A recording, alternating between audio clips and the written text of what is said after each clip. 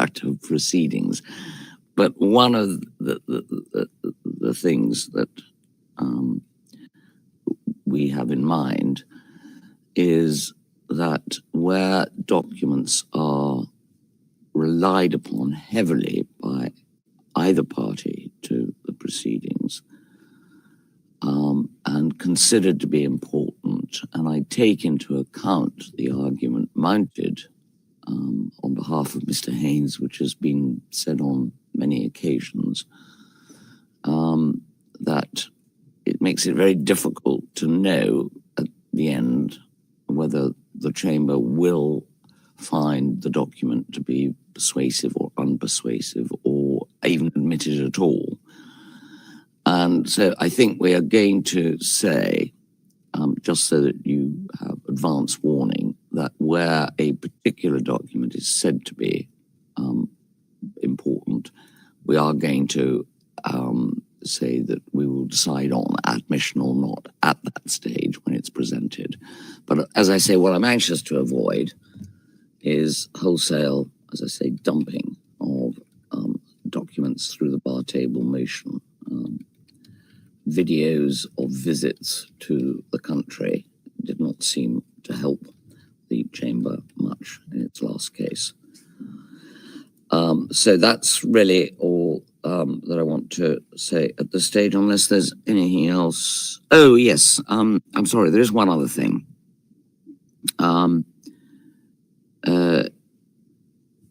If you're going to want to introduce evidence from open sources, which includes Facebook or any other social media platforms, then we want to know if you're just going to put them in or whether you're going to be calling expert evidence. When I say open source, I mean material that is not directly attributable to a witness or anybody who can speak about it. Okay, that's understood. We'll look at that. Yeah. Thank you. Yes, Mr. Haynes, anything you want to say? No, thank you, Your Honour. Right. Ms. Masida, anything you want to say? No, thank you. All right. I take it the registry has no observations on this. All right. Well, Rule 68 we've more or less dealt with. I think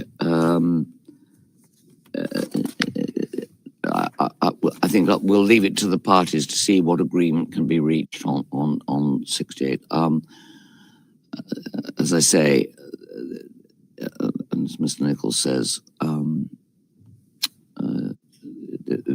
it's quite a 68.3 is quite a good way of getting the evidence in.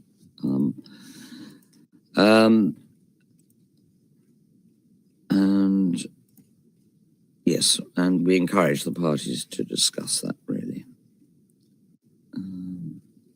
Well, I suppose the only thing, Mr. Nichols, would you be using Rule 68.3 for any of the Article 55 witnesses, or trying to? Yes, that's possible. I think so. Yeah. All right. Well, I think we'll see where we get to that. Mr. Haynes, I don't expect any submissions on that at the moment. Agreed facts. Next. Happy to see that everybody is going to talk about this still.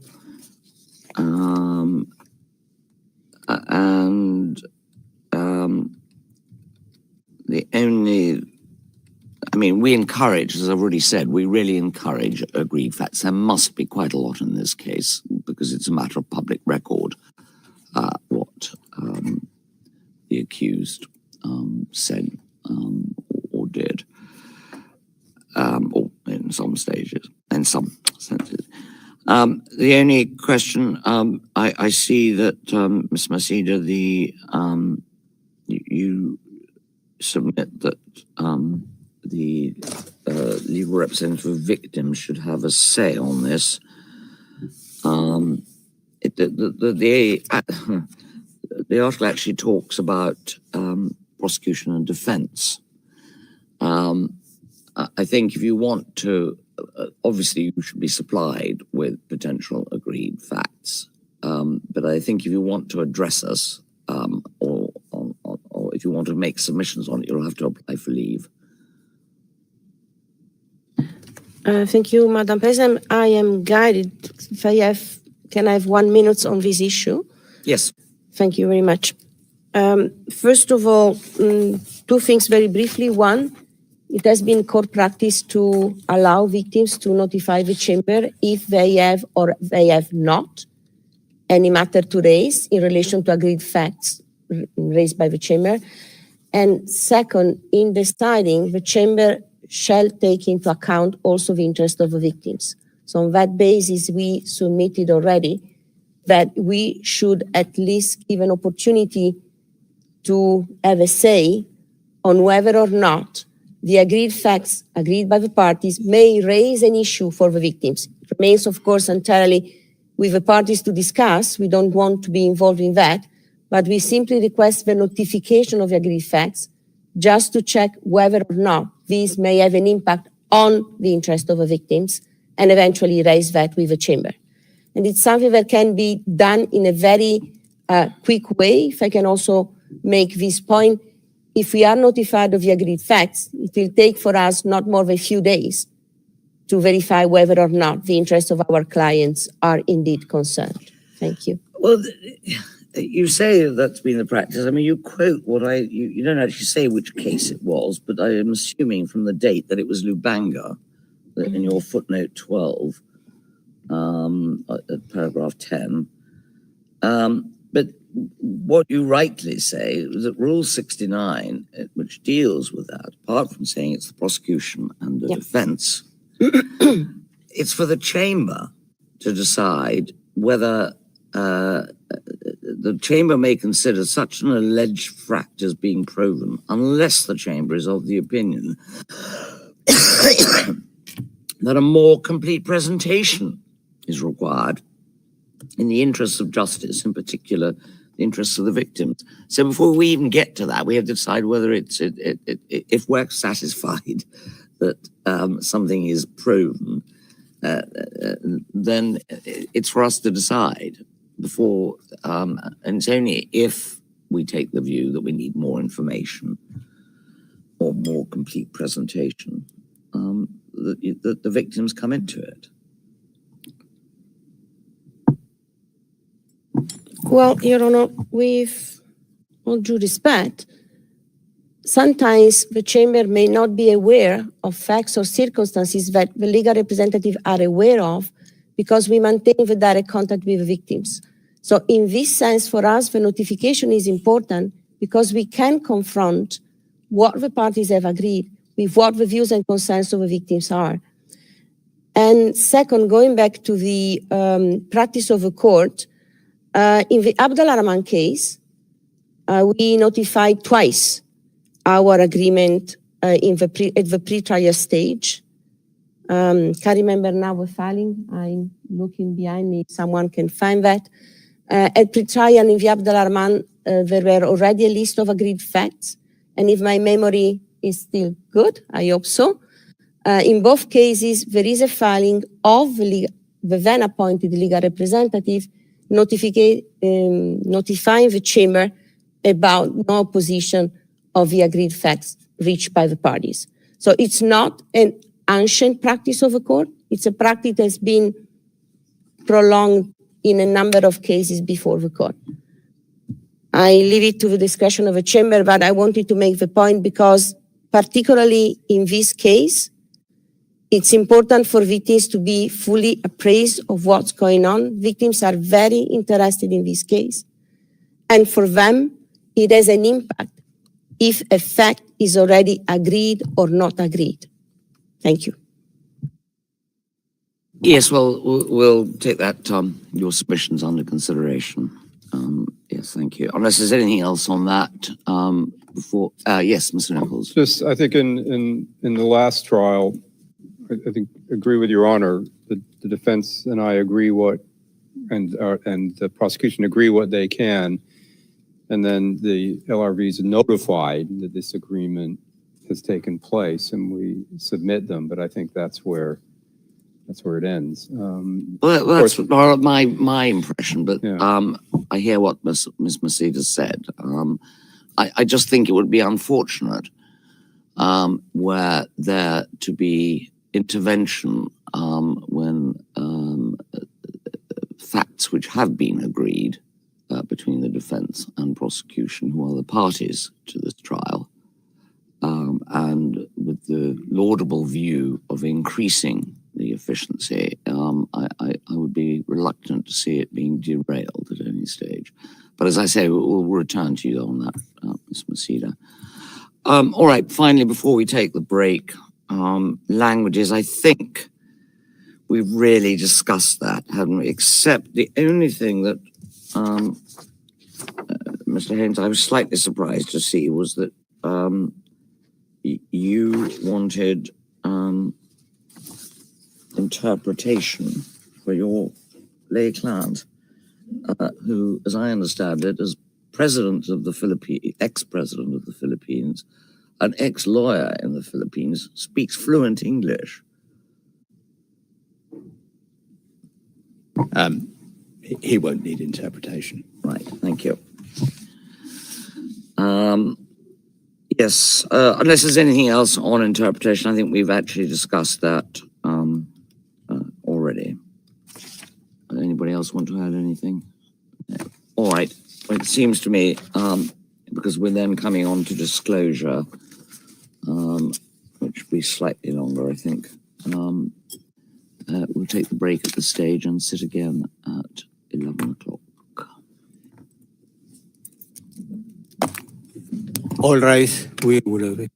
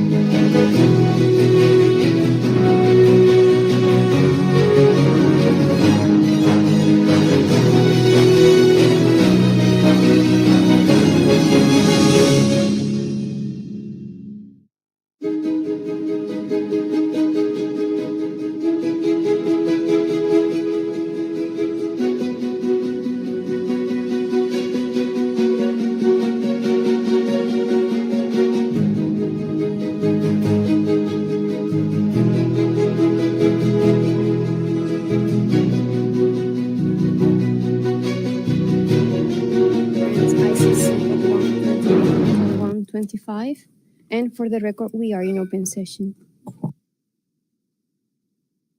Yes, could we have the appearances, please? Prosecution first. Good morning, Madam President. Good morning, Your Honors. Good morning to everybody in the room. Today we are Edward Jeremy, Robin Croft, Hannah Allen, Erasmus Lovell Jones, Emma Norton, our case manager, James Meriti, and Maria Berdenikova, and I'm Julian Nichols. Thank you.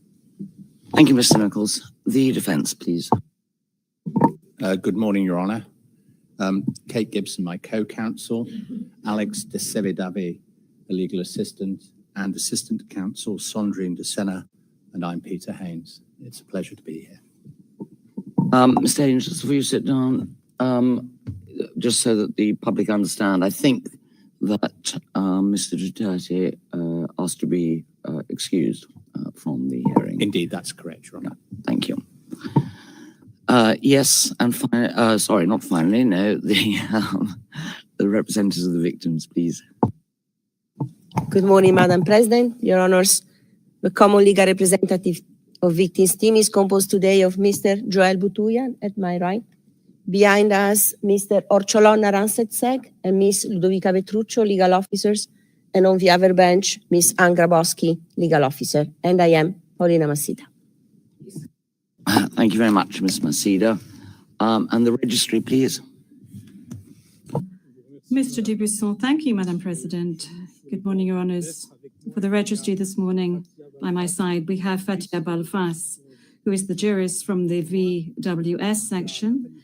There is Natalie Wagner, who is a coordinator within my office. There's Marie Lucas, who's a jurist for the detention. And also for my office, accompanied for more specific matters, if you seek to delve more deeply, there is Asma Yacoubi, who is the chief of the LSS. There's Philip Ambach for the head of the VPRS. And there's also Rod Rastan, who is the head of Judicial Cooperation Support Section. I am, of course, Marc Dubuisson, director of the Division of Judicial Services. And I am representing here the registrar this morning. Thank you. Yes, thank you very much, Mr. Dubuisson. As everybody knows, this is the first status conference in this case, and first proper hearing, I suppose you could say, for the trial. And there are a few things I want to say before we move on to the agenda. As everybody knows, the independent expert review published in 2020 stated that one of the tasks of the experts who had been appointed was, and I quote, to enhance by the making of recommendations the performance, efficiency, and effectiveness of the court and the Rome Statute as a whole. Since its publication, all organs of the court have put in place measures designed to achieve those obvious and laudable goals. In respect of trials, efficiency and effectiveness is dependent on actions taken by all parties to a trial. The prosecution, the defense, the victims' representatives, the registry, and last but not least, of course, the judges. It depends on them, all of them, cooperating procedurally. Such cooperation does not in any way affect the fairness of a trial, nor the onus on the prosecution to prove its case, nor does it encroach on the rights of the accused. It is a truism, but one which bears repetition, to state that the overriding objectives of a criminal trial, for judges in particular, are, first, the acquittal of the innocent and the conviction of the guilty. Second, dealing with the prosecution and defense fairly. Third, recognizing the rights of the accused, particularly those under Article 67, and any other rights which are germane to a trial. respecting the interests of witnesses, and last but certainly not least, respecting the interests of victims. In order to achieve efficiency and expedition of a trial, there must be, amongst other matters, first, an early identification of the real issues in the case. And I emphasize that and will return to it later in the status conference. Proper use of agreed fact between parties. Presentation of evidence, whether disputed or not, must take place in the shortest and clearest way.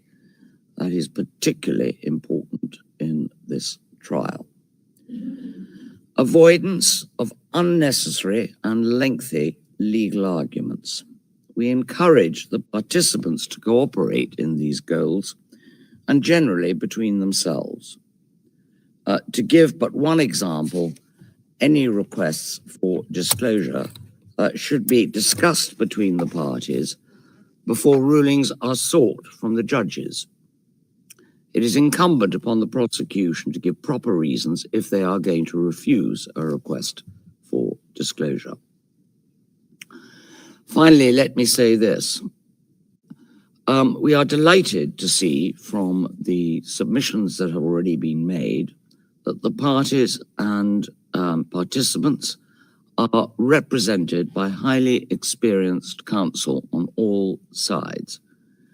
And we are heartened, as I say, by the responses which we've received to the scheduling order for this status conference. Those responses show that cooperation exists, and we are optimistic that it will be unnecessary for the trial chamber to enforce compliance with directions made in the exercise of our not inconsiderable powers of case management, which we will employ to achieve efficiency and a fair trial. So having said that, can we move straight away to the various issues in the order in which they were set out? Firstly, obviously, is the start of trial. There appear to be a number of different suggestions. The Office of the Prosecutor says the 30th of November. The defense doesn't want to give any date at all until matters are resolved, such as the accused's fitness. The legal representative of the victims wants beginning of September, and the registry wants January because of interpretation, which I will come back to. Okay. Does anybody want to say anything more? There is actually one matter, Mr. Nichols. Yours is your start date of the end of November is because you say it'll take you until September to complete disclosure. Is that right? Thank you, Your Honors. You'll find this at paragraphs 3 to 5 of our submissions. Yeah. What I can say is that we've taken a hard look at the, I believe, 11 tasks in paragraph 5 that we need to fulfill in a reasonable time before the start of trial. And so in picking the September 30 date, that was not random. It was made in the spirit of efficiency and expedition that you have highlighted. And we believe that is a date that we can meet that will not be easy to meet. It will require us to work hard and efficiently. And then we picked, and of course it's up to your chambers entirely, what we thought was the soonest reasonable start date after that. But we really do think we need that time in order to accomplish all of those different things, different tasks that we need to do. And we think that if we have that time, I mean, I know everybody always argues this, but ultimately the trial will be more efficient because we won't make mistakes and we'll have everything done properly and disclosed properly.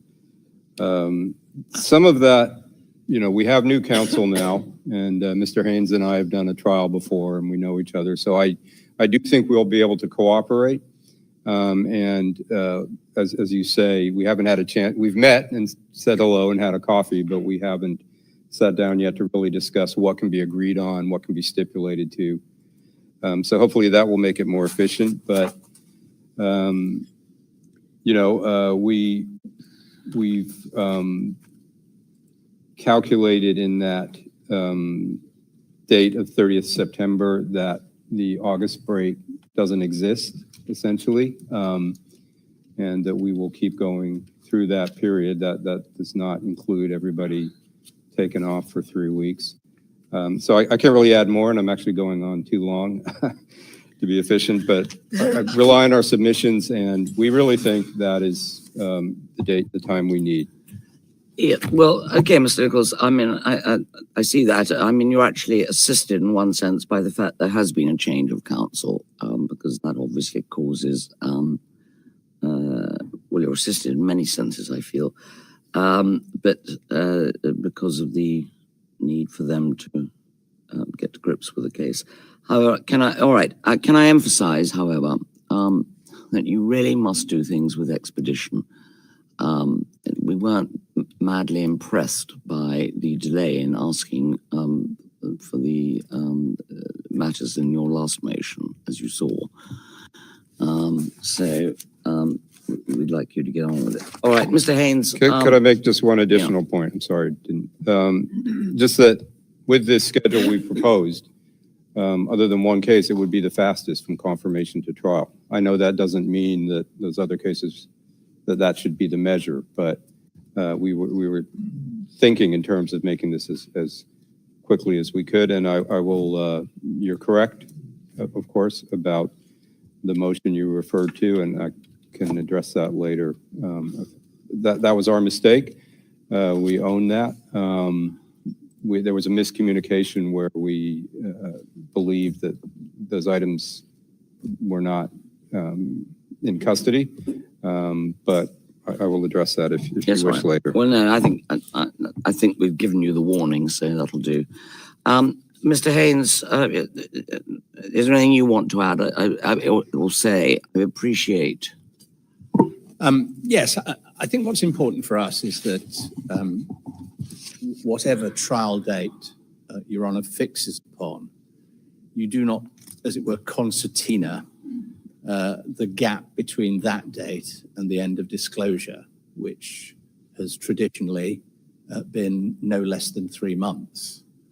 And so if the prosecution's aspirations are to conclude that and its other tasks by the end of September, then that would mitigate in favor of a start date in the middle of the Christmas vacation, the 30th of December, which would be 3 months later, which has a certain synergy with the other ball in the air, which is the interpretation, which doesn't appear to be ready until January. So that would all tend to suggest that the start of the trial could not be this year. We will be ready for whenever you want it to start, but our anxiety is that that should not be a date which leaves us with perhaps 1 or 2 months after the end of prosecution disclosure. It should be a minimum of 3. Yeah, but there are pressing reasons which mandate that we really should start this trial as soon as possible, which is basically the health of your lay client. And I appreciate the interpretation, for I'm going to come to that in a moment. But all right, Mr. Haynes, I've got your non-submissions. For the avoidance of being unclear, if the start date is going to be this year, then Mr. Nichols and his team are going to have to do a little better. Yeah, Yes, well, we'll come to that. Right. Yes, Ms. Masida, your submissions are it should start as soon as possible. I got that. Thank you, Madam President. 30 seconds of your time. I don't have to stress the obvious here. Victims would like this trial to start tomorrow. That's as simple as such. However, after the submission of the parties, we had further consultation with our clients. They are amenable to start this trial. 30th of November seems to them at the moment still a reasonable period of time. January 2027, no. For them, it's too long. And going to what my learned colleague was saying, well, we can start the trial already in November and hearing witnesses who can speak English. This will allow to start and continue the trial and solve the issue of interpretation starting in January 2027. Thank you very much. Yes, okay, Mr. Dubuisson, this is the same problem that arose in Al Rahman, that you don't have interpreters ready as yet to deal with the two languages that are apparently going to be spoken by some of the witnesses. However, as we did in Al Rahman, and as Ms. Masida has pointed out, it is possible to start the trial with witnesses who only speak English.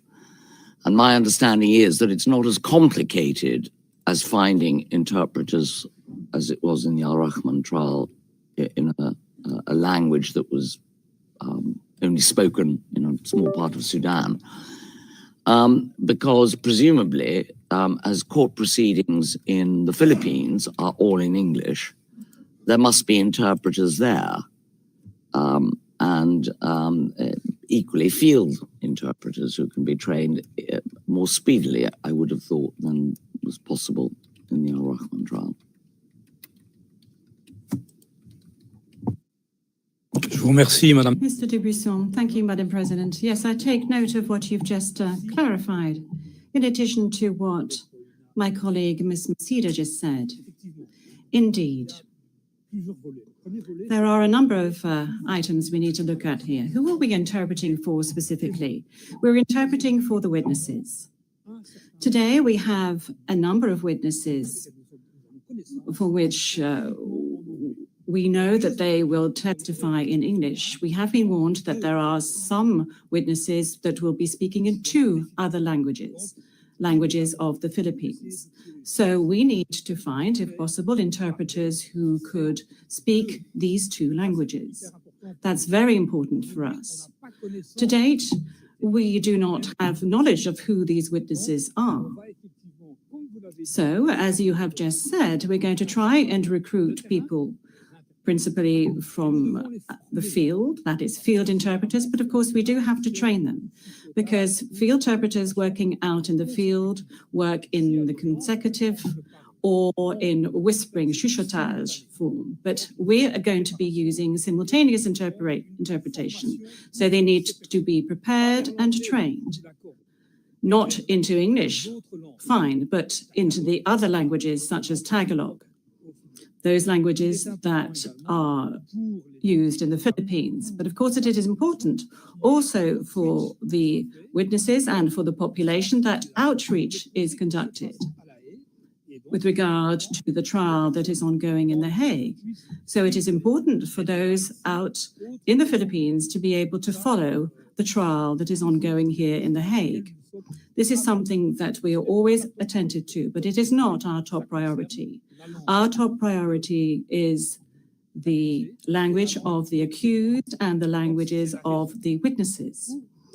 And this is why, with regard to what has just been said, yes, were we to go ahead with the opening statements, if you wanted to have these at the end of November or at the end of the year, yes, indeed, we could find solutions for interpretation for a number of hearing days for those opening statements. But if we're talking about bringing witnesses to testify on a regular basis, then we need to be properly equipped in terms of interpretation booths. And that is why we would like for the trial to commence at a later date. I'm also very aware of the fact that we will need to adapt the hearings according to other criteria that you will determine, yes or no, to do with the accused, and this will enable us to save time. So, for example, if we have shorter hearings, we would maybe be able to improve the training terms and time, but that would only apply to maybe a month or a month and a half in terms of time. So for us, it would be better to start after a 6-month period, that is to say 6 months after today. Yes, thank you, Mr. Dubuisson. Well, as I say, we're going to consider all these matters. We'll give the date that we propose to start at the end of the status conference orally, and we've heard all the submissions. All right. Can we move then, please, to the next item on the agenda, unless there's anything anybody else wants to say? No. And that's the number of witnesses. The prosecution, Mr. Nichols, it's paragraph 6, thinks that you want to, the prosecution intends to call 60 to 70 witnesses, including approximately 31 insider witnesses. Is that right? Yes, Your Honor. I think. I'm looking at paragraph 6 of your submissions. Yes, I think we can rely on our submissions for this question, unless you have any other follow-up. No. Yes. Well, only this while we're on the topic of witnesses. We'll set the number of hours at a later stage, but and can I say to all parties, we will do the same as I think most trials do now, and that is you'll just be given an overall figure as opposed to timing for every witness. But there is one thing. What emerged as a problem in the last trial of Al-Rahman was the fact that witnesses to the same incident were called months apart, as a result of which discrepancies and things which could have been resolved had they been spotted were not spotted. If we say, as I think we'll have to, given what the registry says, that we're going to start the trial earlier, but they won't have their interpreters ready until the new year, and you deal with them in English, you deal with those who can give evidence in English, rather. What we would all still like is for you to try and call all the witnesses to the same incident consecutively. It makes life very difficult afterwards. Is that something that will? Well, I don't expect you to answer that straight away, but I think it's something we'd like you to consider. Well, thank you, Your Honor. Yeah, of course we would want to do that.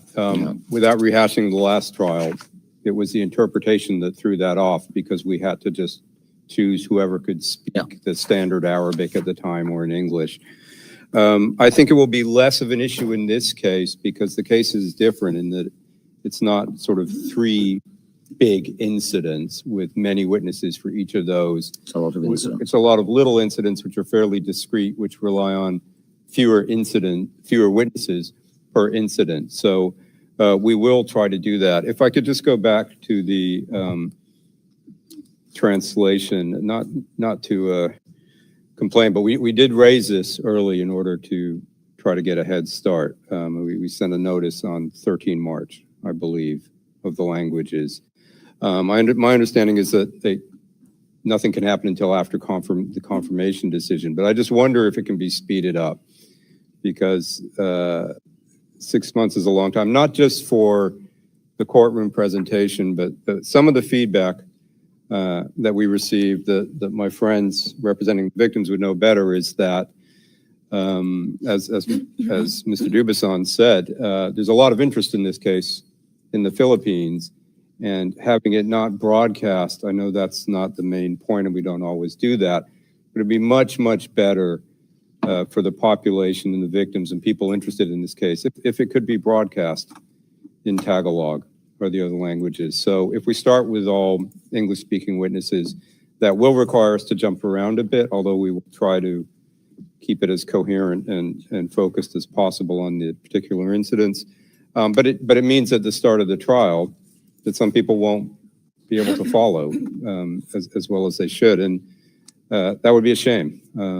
That would be, I think, part of what we try to do here is make this accessible to the population and for the situation in question. So if there's any way to speed that up, that would be excellent. Yes, well, as I said to Mr. Dubuisson, my understanding is that the court system in the Philippines operates in English. And if there is real interpret, I may say I was quite surprised. I rather was under the impression and had been told by people who come from the Philippines that most people there did speak English, but I'm told that's, what you all tell me that's wrong. But certainly the court system must therefore have ready and trained simultaneous interpreters.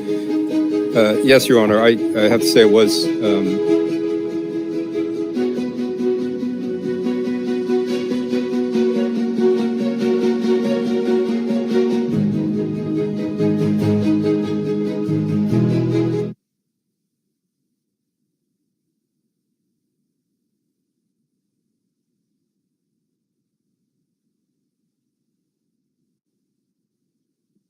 Please be seated. We will, sir.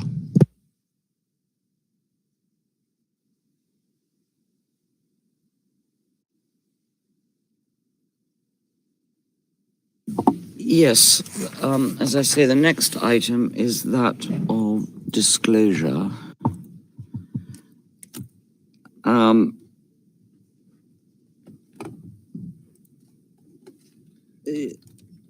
Mr. Nichols, you said in your submissions that there were still ongoing investigations. Sorry, I'm just going to find it. Powers 22 to 23, Your Honor. Yes.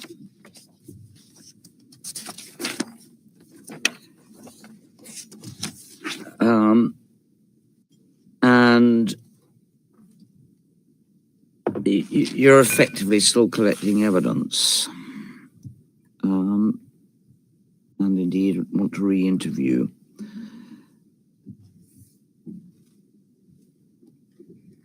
As I understand the matter, you have access to the Philippines. Could we maybe go into private session? Yes. A private session, please.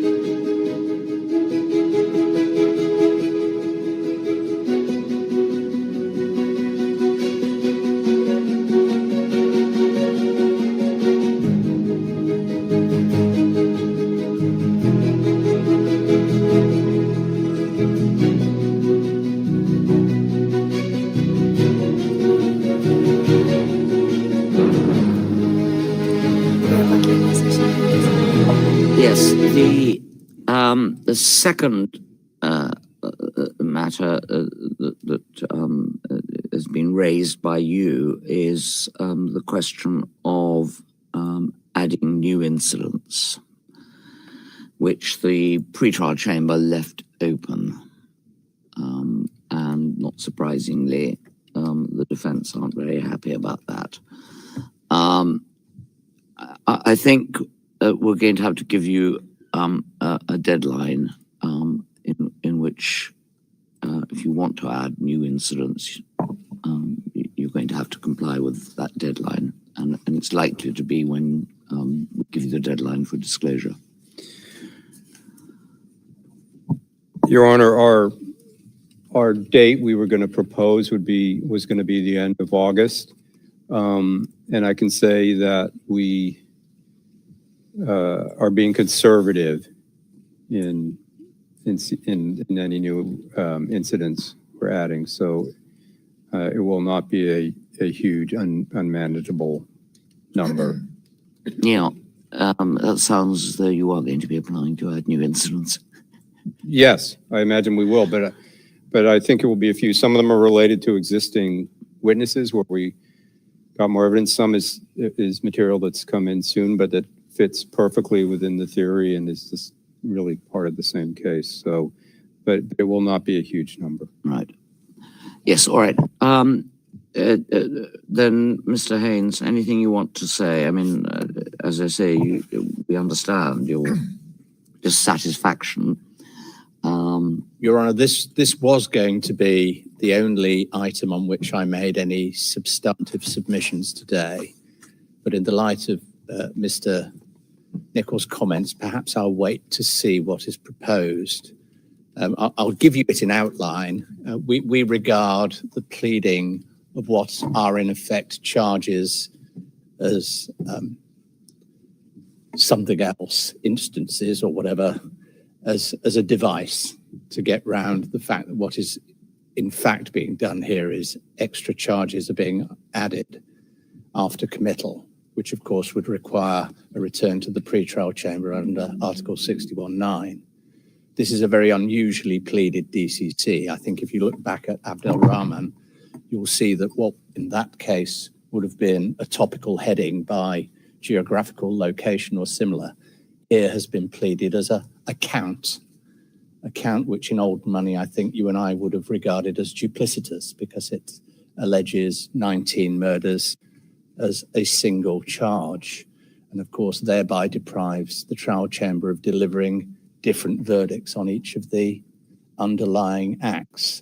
But as I've said, I'll keep my powder dry for today. We're not going to be silly. Our real concern is what the parameters of this trial are. If we are to investigate, say, even 50 plus episodes, then that's manageable. But if the suggestion is that we are, in effect, in a sort of public inquiry here, which spans 300,000 square kilometers and a nation of 120 million people over 7.5 years, then this trial really is going to get out of hand and our investigations will be impossible.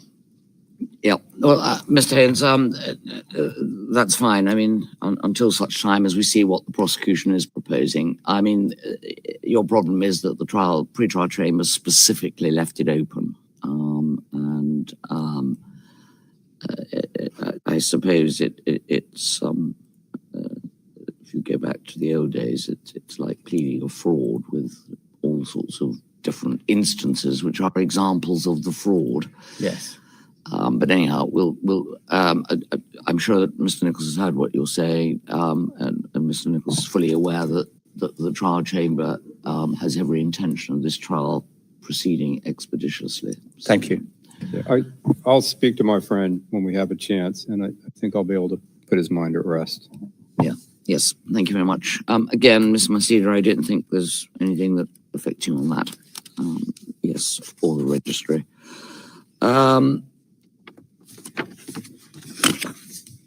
So, on the question of outstanding disclosure, I think both of you are agreed, and can we emphasize that the trial chamber thinks is very sensible. Disclosure will go on a rolling basis as before, and the same deadline effectively is going to apply to all of this, these matters of disclosure and the like. Yes, and if there's to be any request for delayed disclosure, could you send out, could you file a motion to that effect as soon as possible, please, Mr. Nichols? And you've got to show good cause, as you might expect. Yes, Your Honor. All right.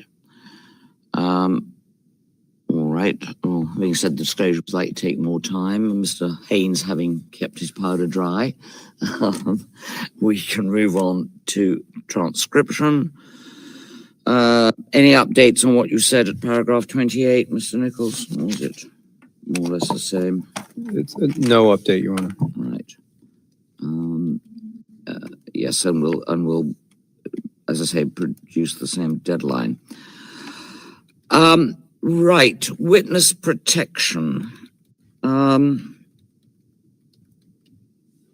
As I understand it, from paragraph 31, Mr. Nichols, you will work towards disclosing the identity of all witnesses by the end of September 2026. Does that mean also any new witnesses that you're intending to propose?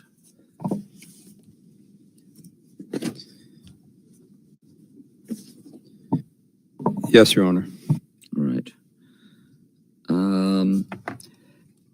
I mean, if you want to give any updates, it ought to be, I suppose, in private session. Yeah, no, I don't think any updates. It's just, as you said just a moment ago, if we need to apply for delayed disclosure of an identity, we'll do that Right. as soon as possible.